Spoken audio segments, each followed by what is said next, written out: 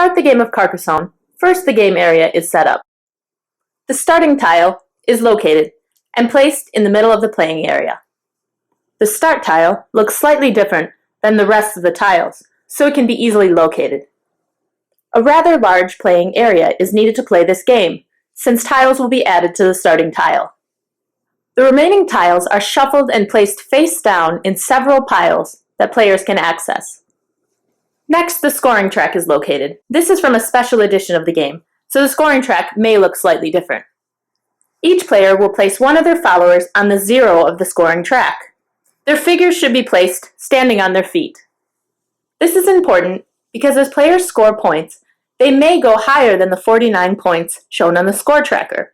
If they do that, they will go around and then place their figure lying down so they know that they have over 50 points.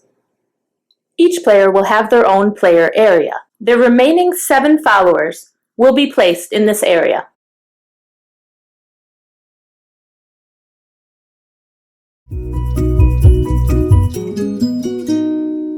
To start the game, a start player will be decided on, and they will begin the game. During every player's turn, they will start by drawing a land tile from one of the piles. They will look at the tile and show it to all of the other players. The other players are welcome to give them suggestions on where to play the tile, but ultimately the player who drew the tile will decide where it is placed. The land tile that they drew will be placed next to the other land tiles currently placed in the playing area. The first player to place will place next to the starting tile. When placing land tiles, there are a few rules that must be followed. A land tile must be placed with at least one edge completely lined up with another tile. Tiles may never be placed diagonally. Fields must be connected to fields. Roads must be connected to roads. And cities must be connected to cities. All sides of the tile must follow those rules.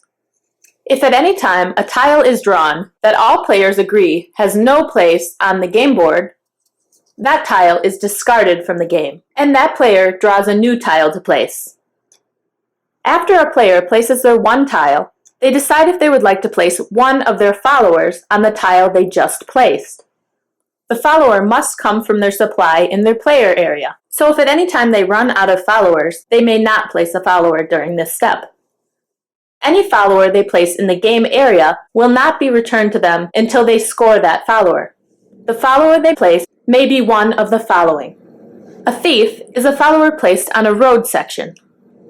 A player is always allowed to play on a road segment as long as they can trace along the entire road without running into another player's follower. It is possible that several players could be placed on a road when the road is finished or partially complete. For instance, the blue player is placed on this segment of road and the red player is placed on this segment of road. If a player was to draw and place a tile such as this in a road segment, they would connect those two roads, and now blue and red would be on the same road. As the game continues, several players could end up on the same road.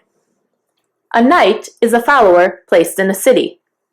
A player is always allowed to play in a city if no other player has a follower in a city segment directly connected. Just like multiple players can end up on the same road, multiple players can also end up in the same city if tiles are placed in a certain way. A monk is a follower placed in a cloister.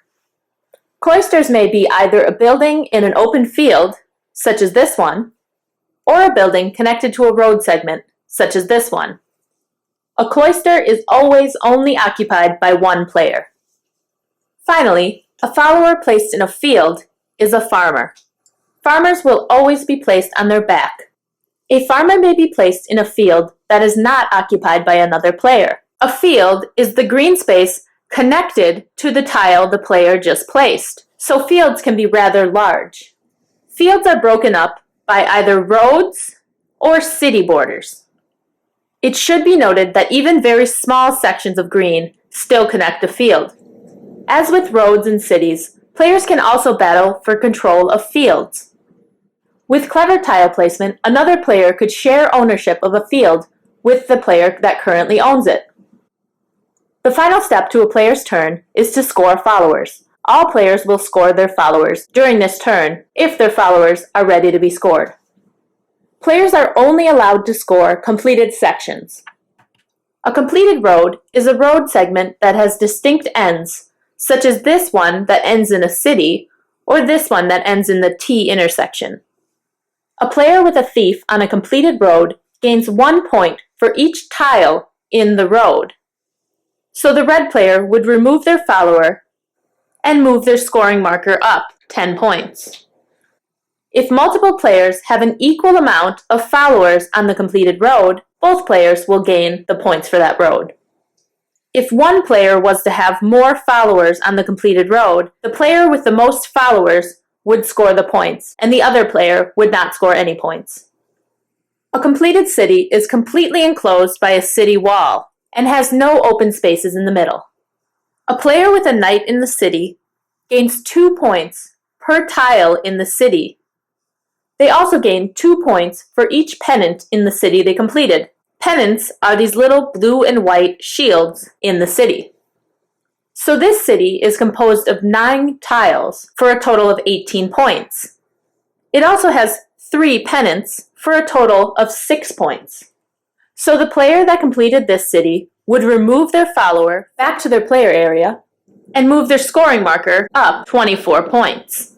If there are equal amounts of multiple followers in that city, all players will score the points for that city. If one player had more followers in the city than any other player, they would gain the points, and all other players would gain 0 points. A completed cloister is completely surrounded on all sides and diagonals by tiles. A player with a monk in the completed cloister gains 9 points. Farms are not scored until the end of the game, so any player with a farmer in a field will not gain their follower back until the end.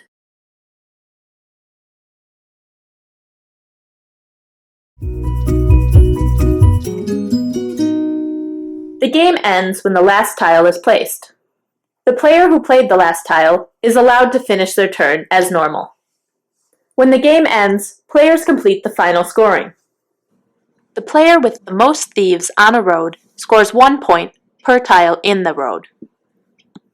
If there is a tie for most followers on the incomplete road, all players involved in the tie gain the points. The player with the most knights in an incomplete city gains 1 point for each tile in the city. They also gain 1 point for each pennant in the city.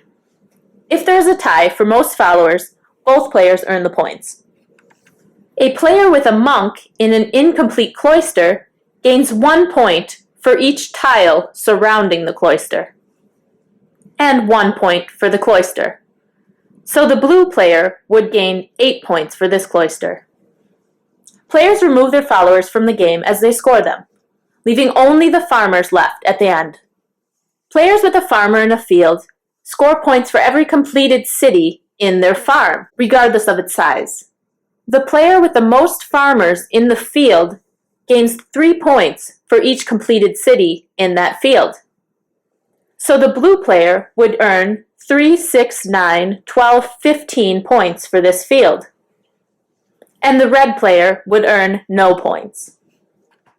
If there is a tie for most farmers in the field, both players score the points. At the end of the game, the player who ends with the most points is declared the winner. In the event of a tie, the rules state that players should take time to rejoice in their shared victory.